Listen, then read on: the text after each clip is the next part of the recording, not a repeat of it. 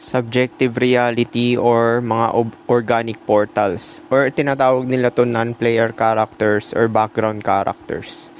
Kasi nga 'di ba, sinasabi ko na sa inyo yan matagal na subjective ang reality. Sa'yo lang talaga umiikot ang lahat. At kung wala ka, which is ikaw yung observer, is wala rin talaga yung external. At napatunayan na yan dahil kapag natulog ka, yung wala kang panaginip is wala kang perception ng mind, body, emotion, tsaka thoughts. As in void lang talaga siya. So ano ibig sabihin nun? Yung wala kang panaginip kuwari wala kang panaginip, wala kang perception ng katawan mo, di ba? Hindi mo nakikita katawan mo, hindi mo nararamdaman katawan mo, as in void lang talaga siya. So yun yung nagpapatunay, di ba? Na subjective ang reality. At kung wala ka, nothing din. Walang mangyayari sa external. Hindi mag-i-exist. Ang konsepto ng organic portal, simulated reality, player characters, at subjective reality ay bahagi ng mga esoteric, metaphysical, at conspiracy-oriented na pananaw. Conspiracy na naman ito, di ba? Iba naman yung conspiracy. Conspiracy kasi is about sa lipunan yan. Mga red pill, yung mga ganyan.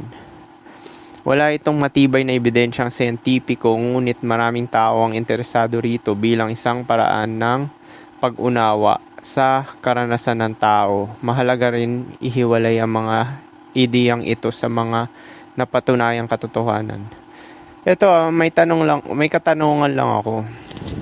Yung gumawa ba ng mga movie ng about sa mga awake na tao, tsaka yung mga non-player characters kagaya ng The Truman Show tsaka They Live, tingin mo ba gising yung mga tao na yon? Hindi, di ba? Yung director ba nun gising? Hindi Pati yung Matrix, gising ba sila Neo, sila yung mga tao? Which is maobserbahan mo talaga, hindi rin, di ba? So, ibig sabihin, yun yung nagpapatunay na simulated nga ang reality at nakapattern lang sa'yo, di ba? Kasi nga, hindi mo masasabing awake sila ng kagaya mo. Porket ba gumawa sila ng mga movies na kagaya nun, yung merong metaphysical is masasabi mo na merong kagaya mo. Kaya nga subjective reality tsaka simulated Pero, yun yung nagbibigay sa'yo ng hint. Parang binibigyan ka talaga ng idea na simulated talaga yung reality. Narito mas malalim na pagtalakay sa mga konseptong ito bilang isang philosophical at esoteric na pananaw. Simulated reality. Ang simulated reality ay ang idea na ang realidad ay parang isang napakalaking simulation of virtual environment katulad ng isang video game.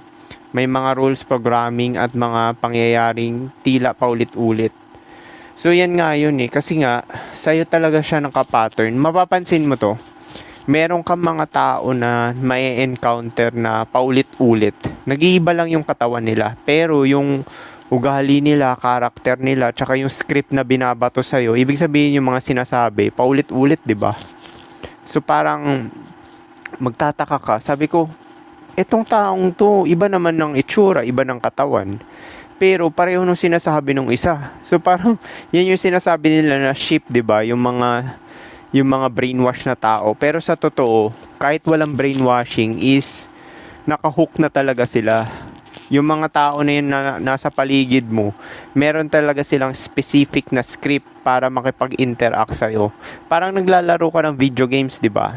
Ng RPG games. Kuwari yung main character mo, nilalaro mo, ikaw nga si God, di ba? Nilalaro mo yung main character mo, which is tong katawan mo, avatar.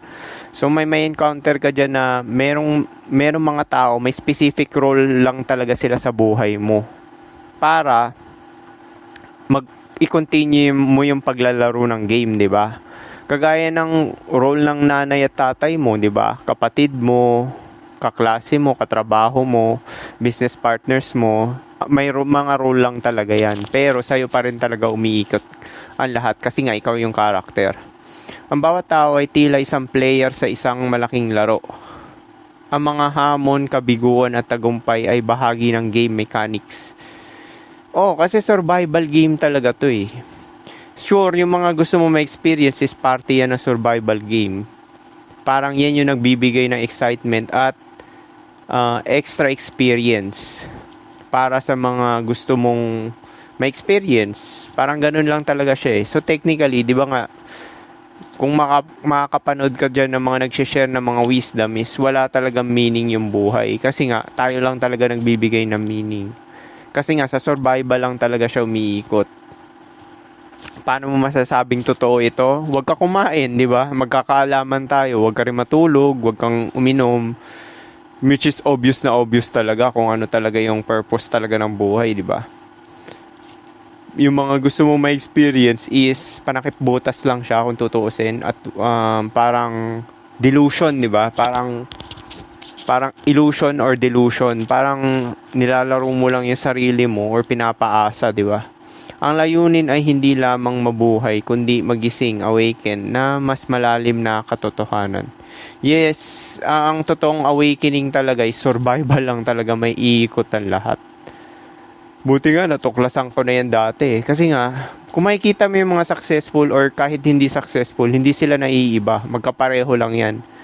Ang role ng mga yan, yung mga tao na yan is mag-play ka ng game. Kuwari, nakapanood ka ng TikTok, yan yaman niya, gusto ko siyang gayahin. Yun, di ba? Para mako-compare mo sarili mo. Maglalaro ka ng game, mabibigyan ka ng hope. O nakita mo naman yung mahirap, walang pera, ay ayoko manyari sa akin yan. So, mapo-force ka talaga maglaro ng game, di ba? So, yun yung mga role. So, wag mo na i-compare yung mga sarili mo sa ibang tao kasi nga, mga background character lang yan. Ilang beses ko na sinabi sa inyo na ikaw ang main character ng buhay mo. I-considered mo yung mga tao as tulog at mga supporting cast lang. Kahit yun napapanood mo sa mga TikTok or Facebook, blew up or kung ano-ano pang mga applications dyan is mga ano lang talaga yan. Background character, supporting cast. Ang konseptong ito ay naging popular sa filosofiya at science fiction, bagamat wala pang ebidensyang nagpapatunay na literal na simulation ng ating universo. Well, kahit naman walang magpatunay niyan is totoo naman talaga na subjective kasi nga ang labanan kasi diyan, meron bang nakabalik at nagkwento na, 'di ba? Yung mga namatay, hindi naman nila nakwento kung may nangyari pa ba na hindi simulation, di ba? Subjective reality. Ang subjective reality ay mas malapit sa filosofiya at psikolohiya. Pinapakita nito na magkaibang realidad ng bawat tao. Pareho kayong nakakita ng isang pangyayari, ngunit magkaibang interpretasyon ninyo. Paniniwala, emosyon at karanasan ang bumubuo sa mundo ng isang tao. Oo, pero iisa lang din yung observer, which is si God nga or self na tinatawag ko. Kahit naman yung mga background character o mga tao sa paligid mo is ikaw din yan. Kasi nga, kung wala yung observer, hindi rin sila mag-i-exist, di ba? Kaya nga, ganun kalalim yung subjective reality. Iisa lang talaga yung observer, which is si God lang talaga. Kahit mawala yung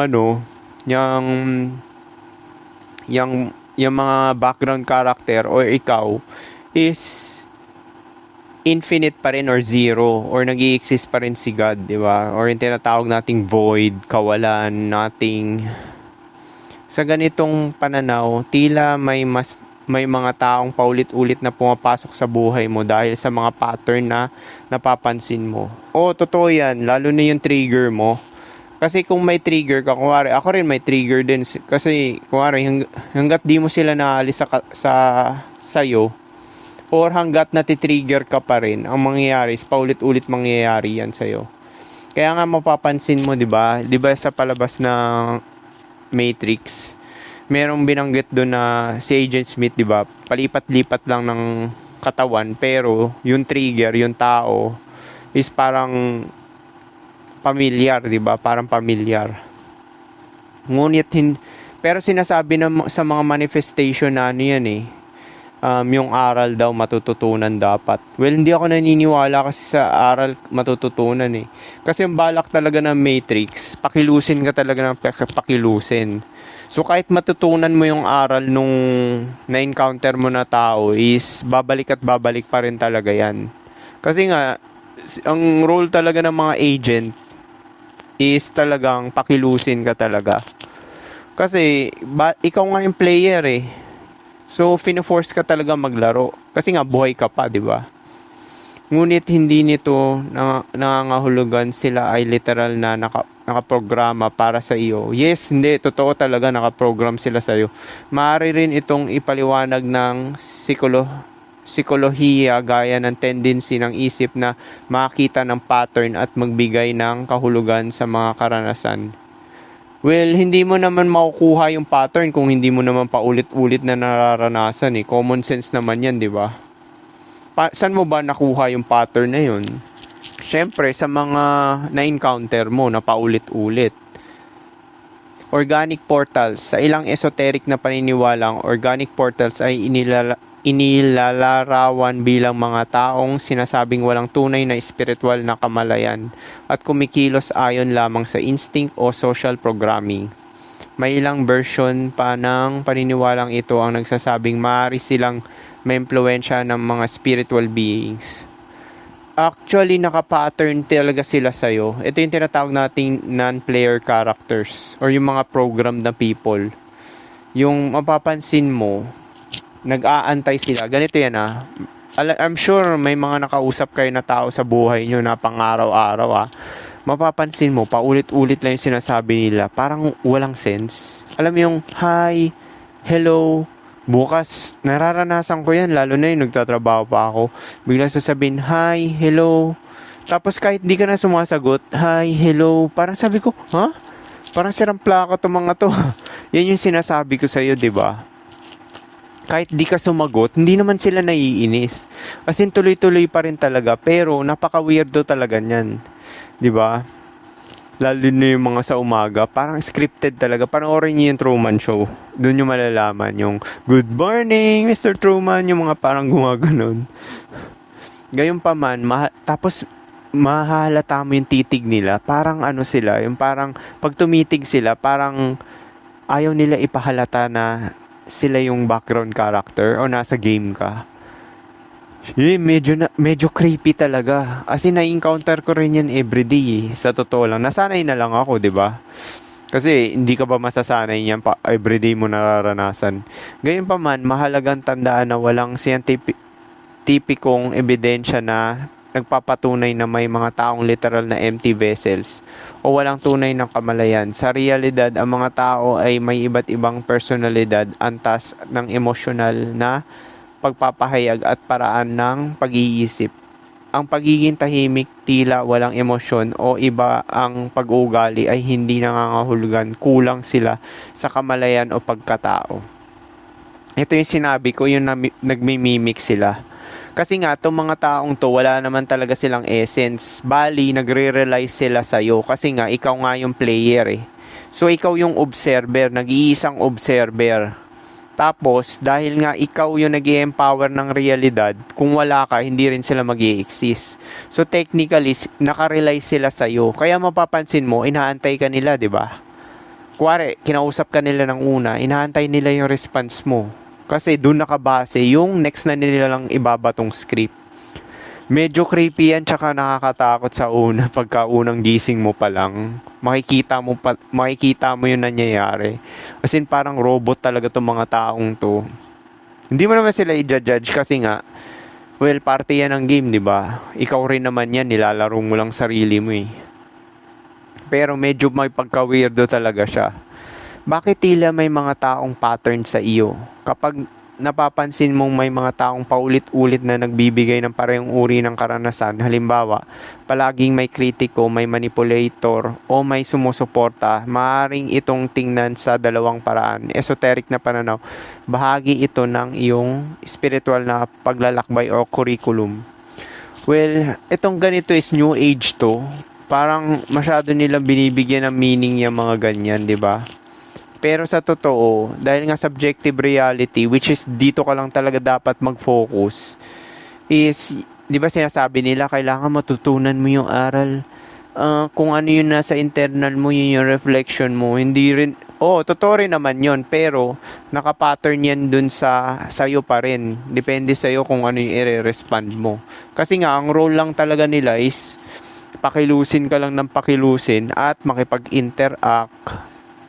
In short, distraction lang talaga sila, di ba? Kasi kung walang distraction talaga, yung parang background character, parang parang boring, walang saysay, ganun. Pero minsan talaga, nakaka-drain talaga yung ganyan, di ba? Psychological na pananaw. Mas napapansin ng utak ang mga pattern na may emosyonal na bigat. Kaya tila inuulit ng buhay ang parehong tema hanggang mabago ang iyong mga desisyon o hangganan. O kahit naman mabago pa rin naman yung desisyon or pangyayari. Kasi di ba nga, gising ka nga, di ba? Kung paggising ka is wala ka na dun sa script na mga binabato nila. Pwede ka kasing wag magsalita eh. Tapos mapapansin mo maghahang sila or hihinto na. Yan yung mga napapansin ko pagka hindi ako nagsasalita. Kung nagsasalita sila, nad lang ako ng nad. Hindi ko nabibigyan attention. Hihinto rin sila. Hindi naman sila magagalit. Hindi rin sila mag-aamok or ano.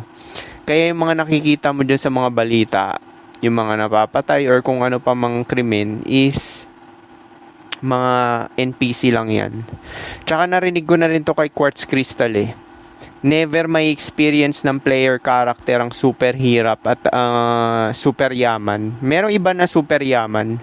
Usually ang mga player character nasa middle class lang sila. Kasi nga, ang gusto kasi ng simulated reality, keep chasing, di ba?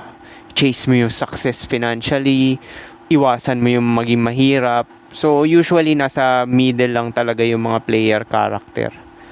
Tsaka hindi raw mangyayari sa player character yung mamamatay ng mga karumal-dumal or yung mga worst case scenario ng mga nalulunod or yung mga nababaril, ganun. Kasi yun, distractions lang talaga yun para alisin ka sa center mo, di ba? At magbigay ng excitement. Kapag nalaman mo na yung game na lahat ng to ay distractions lang, 'di ba? Parang walang sense, 'di ba? Obvious naman eh. Kaya minsan yung makikita mo sa mga social media, yung mga makikita mo, well, parang ano lang 'to eh, distractions lang. Parang gusto lang magkaroon ng comparison ka. Kasi kagaya nga na sinabi ko, usually yung mga player characters is nasa middle lang talaga sila. Bihira lang yan talagang super yaman. Pero, ikaw kasi mag-empower nun eh. Yung ganong experience eh. So, marami rin siyang kukunin sa'yo na energy. Bakit tilang iba ay mas talented o mas maganda? Ito, dito ako naniniwala. Kasi nga, totoong human ka, di ba? Ibig sabihin, ikaw nag-empower ng external. Merong mga tao talaga na super talented, yung super successful. Lalo yung mga nakikita mo dyan na 1 month pa lang ang dami ng mga followers, yung mga ganyan. Magkakaroon ka kasi ng sense of comparison sa ganun. Pero yung mga taong yun is, ano lang yun, mga NPC. Mga non-player characters lang yun. Kasi ang role talaga ng Matrix is yung kunin talaga yung attention mo or tinatawag nating lush. Bakit tilang iba ay mas talented o mas maganda? Sa ilang version ng simulated reality theory, sinasabing ang Matrix ay gumagamit ng comparison upang ilihis ang atensyon ng tao sa inggit, competition o mababang tingin sa sarili. O yan nga yun eh. Usually talaga yung may mga itsura, mga ano yan eh, mga NPC background characters. Tsaka mapapansin mo sa mga player na tao, para may imperfection sila.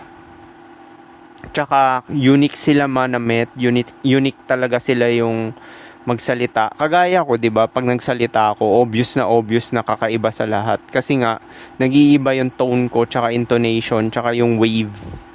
So mahahalata yan ng mga background characters na kakaiba ka talaga. Mula naman sa actually mabagal din ako magsalita eh. Yun din yung kaibahan na mahahalata mo. Mabagal magsalita. Kasi marami dyan mabibilis magsalita. Hindi ko kaya yun eh, sa totoo lang. Sabi ko, ba't ang bilis nila magsalita? Pati yung maglakad, ba't ang bilis nila Shit, magkakaroon ka talagang comparison, promise.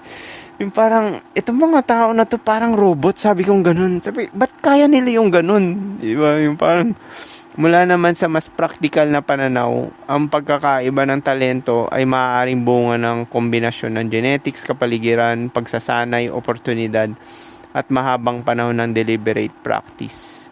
Well, totoo rin naman yan, pero magiging applicable lang yan sa'yo.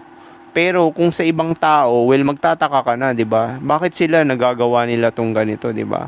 Pero ako kasi, alam ko kasi yung information na to, kaya hindi ako naiinggit. Kasi alam ko silang background character lang talaga sila. Kaya nga, hindi mo na kailangan mainggit, 'di ba? Na napaka-talented nila, bilis nila na maging successful. O bakit sila ganito, may mga opportunity. Bakit ganito, ganyan, ganyan. Well, pag alam mo na nangyayari, hindi ka maiinggit or ano, hahayaan mo na lang. Kasi nga, mga background character yan eh. Aalisin ka lang yan sa ano eh. Ang pinakamahalagang tanong, ano man ang pananaw, esoteric man o scientifico, ang tanong na may practical na halaga ay paano ka tutugon sa mga hamon? Ano ang kaya mong kontrolin? Paano mo pauunlarin ang sarili mo?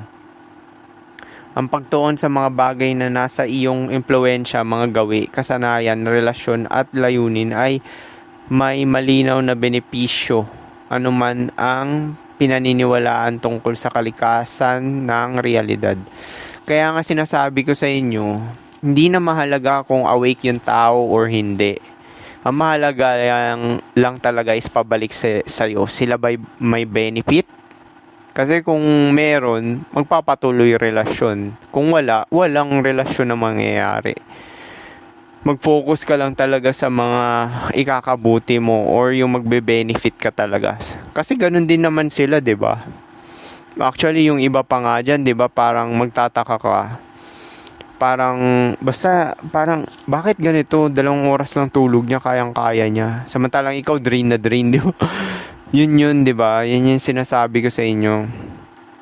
Kaya nga baliwala mag-focus sa iba. Yung kasi nga mga background characters yan eh. May role talaga sila na ginagampanan para sa iyo.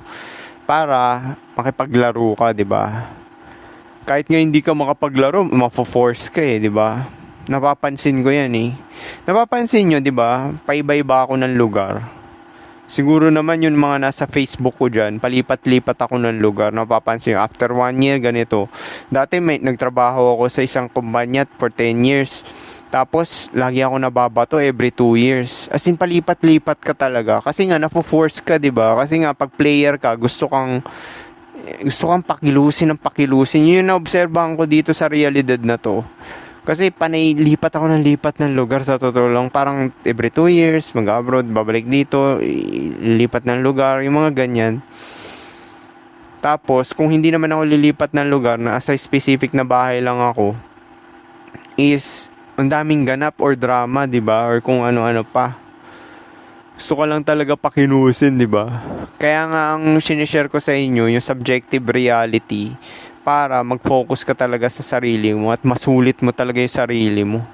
Kasi wala talagang makakapalit sa experience na nabibigay mo para sa sarili mo. Yun lang na-realize ko. Kunwari, may magmahal sa akin dyan na iba or may magbigay. Parang hindi nga ako nai-impress eh. Kasi nga, sabi ko, nagagawa ko naman yan ah. 'Di ba?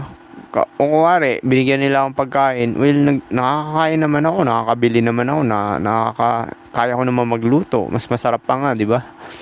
So parang, hindi ka na mai-impress sa mga ginagawa ng external. Kasi nga, pag nag-focus ka sa sarili mo at minahal mo sa sarili mo, parang yung relasyon mo sa sarili mo nakaka-addict siya, parang ano siya eh, parang feeling mo high na high ka talaga everyday. Minsan nga alibadbarang ka na sa mga tao, sa totoo lang. Gusto mo lang mapag-isa talaga most of the time. Kasi nga, lalo na pagka tumatanda ka, balikan nyo tong sinasabi ko pag na-reach nyo na yung 30 or 35, 40, mga ganyan. Balikan nyo to, di ba? Sa ngayon, kung nasa 20s ka pa lang, hindi mo maunawaan to. Di ba? Pagka medyo nagkaedad ka na 30 ka, 35, 40, malalaman mo to sinasabi ko na yung alone time talaga, tsaka self-relationship. Wala makakapantay talaga niyan. Lalo na yung peace of mind. Nakaka-addict siya. Kaya nga yan yung ayaw ng Matrix eh. Kaya nga sineshare ko sa inyo, 'di ba? Na gusto ko akong pakilusin ng pakilusin. Ang daming drama, 'di ba? Kuwari yung sinample ko nung isa, pumunta ako ng parke. Okay ito, nandito ako sa parke. Bakante, walang tao. Okay, dito ako gagawa ng vlog. Upo ka, mamaya-maya, wala pang 5 minutes, may mga tao na, ang dami. Biglang ganun no? Inoccupy yung space. Kasi nga, constant distraction talaga to para sa mga player character. Mapapansin mo yan constant distraction. Sa huli, ang mga konseptong tulad ng organic portals at simulated reality ay maaaring maging kapaki-pakinabang bilang metapora. Hindi kapaki-pakinabang. Malaking tulong talaga yan. Kasi pag nalaman mo subjective reality, di ka na mai-impress sa mga nangyayari sa external. Kasi ikaw rin nag-i-empower ng mga yan yung attention mo Kasi gusto kunin yung attention mo niyan, di ba? Yung energy mo. Or tinatawag nating life. Kasi pagka binigyan mo yan ng emosyon, parang binibigyan mo yan ng buhay sa utak mo tsaka sa perception mo. So technically, ikaw rin talaga nag-i-empower sa kanila. So pakinabang bilang metapora or lente ng pagninilay. Ngunit hindi pa sila napatunayan bilang paglalarawan ng aktwal na kalikasan ng tao o ng universo. Well, kasi kung objective reality kasi, base yan sa mga nakikita 'di ba? Paano kung tulog ka na, 'di ba? Natulog ka ng gabi, which is yung napatunayan ko nga walang no body, which is sinabi rin ng master ko na si SQS, no body, no mind, 'di ba? Pag tulog ka, yung dreamless sleep. So paano mo masasabi yung measurement nun, 'di ba? Magkakaroon lang ng measurement pag nagising ka. Paano yung tulog? Na-disregard na yung objective kasi nga natulog ka 'di ba? Kaya yung sinasabi ko, kapag makikipag-debate ka pa sa mga ganito, is waste of time lang talaga, 'di ba? Which is obvious, napaka-obvious talaga na subjective talaga ang reality. Minsan kahit nga yung flat earth, mas pinapaniwalaan ko yun kaysa yung bilog yung mundo kasi nga hologram siya, ibig sabihin naka-pattern siya sa'yo. Kung saan ka magpunta, flat lang talaga yan. 'Di ba? Hindi bilog. Tapos, continuous lang siya nagko-collapse. 'Di ba nga sa quantum physics of manifestation, yung atoms, freely yan. Tapos, kung saan mo dinirect yung observation mo, magko-collapse sila. Ibig sabihin, magiging matter sila. So, ano ibig sabihin nun? Quantum physicist to Ibig sabihin, simulated nga yung reality, 'di ba? Matagal ko nang sinishare yan dito sa video ko. Na simulated ang reality. Ngunit hindi pa sila napatunayan bilang paglalarawan ng aktwal na kalikasan ng tao o ng universo. Ang paglapit sa mga ideyang ito ng may bukas na isip at critical na pag-iisip ay nakakatulong upang makakuha ng mga aral ng hindi basta tinatanggap ang mga hindi pa napapatunayan pag-aangkin bilang katotohanan. Well, yung pagpo-prove kasi, yung napatunayan mo na ba, napatunayan. Kasi nga, medyo mahirap kasi yan patunayan din talaga, 'di ba? Yung mga ganyan. Kasi nga, yung sinasabi nila na may iisang fixed reality. Kasi nga, biruin mo, sa subjective reality is dito pa lang talaga may squash na yung pananaw ng mga scientists Kasi nga kapag namatay ka, wala pang bumalik, 'di ba? At nakapagkwento kung ano nangyari. Tsaka dun sa example ko na dreamless sleep, na kapag natulog ka, no body, no mind, no emotion, no thoughts, ibig sabihin zero. So ano ibig sabihin nun? Common sense naman, 'di ba? Na parang hologram lang din talaga tong external, pero makatotohanan siya kasi may pain ka sugatan mo sarili mo, magdudugo ka dyan, 'di ba? Pero independent pa rin yun kasi nga iisipin mo yung katawan mo, composition niya ng mga cells, 'di ba? Living organism. So hindi yan naiiba sa iyo as a whole na nabubuhay for survival at may program. So, ganun din yan. Expression tayo ng one. Kung iisipin mo to ng na malalim, na parang lahat konektado, tapos iisa lang tayo lahat kasi nga expression lang ng one. Actually, sa Hermetic Principle, sinabi na all is mind. Ibig sabihin nun, may lower mind na gumawa na itong physical realm na may will or program na maging specific objects or maging katawan mo, maging shape, yung mga ganyan. Kasi napakagaling talaga ng mind na dumisenyo nito. Yun nga lang, ang flawed dito sa realidad is yung suffering, which is yung limitasyon, di ba? Yung parang life for life. Ibig sabihin, para mabuhay ang isa, may isang mamamatay. 'Di ba? Para magpatuloy yung buhay ng isa, may isang magsasuffer. Medyo parasitic siya, 'di ba? Kung iisipin mo.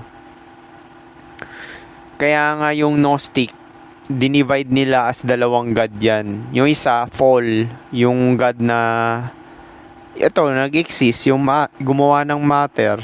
Which is nanggaling din talaga sa puro. Kaya nga fall eh. Yung puro naman is walang limitasyon. Infinite. So paano? Hopefully may natutunan kayo dito. Peace.